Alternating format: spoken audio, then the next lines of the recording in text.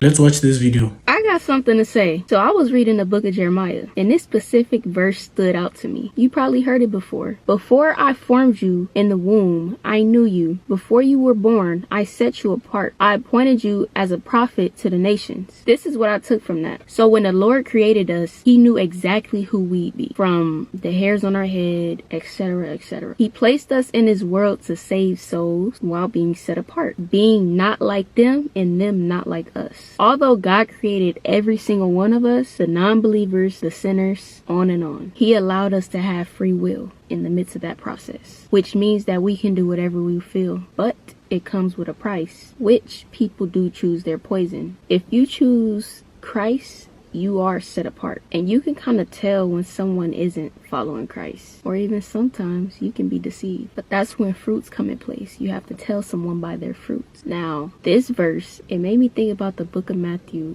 chapter 7, verse 23. Let me see exactly what it says. It says, "Then I will tell them plainly, I never knew you. Away from me, you evildoers." Now you're probably thinking to yourself, how is the man that created me, said that he knew me before he even placed me in my mother's womb, turn around and say, I will tell them plainly, I never knew you? Now let me break this down for you a little bit. This is what I took from this. When God says he never knew you, after saying he knew you in your mother's womb, it could come off a little complex, but it's not really that complex. When he placed you in your mother's womb, he set you apart. He literally designed you to be this certain way, right? And when you grew up, we have all these different kind of things in this world, all these different kind of sins, and it's either you indulge in them or you don't. And so when judgment day comes, it's either you will hear some good words, like this verse says right here on the screen, or you will hear the words, I don't know you, depart from me. In other words,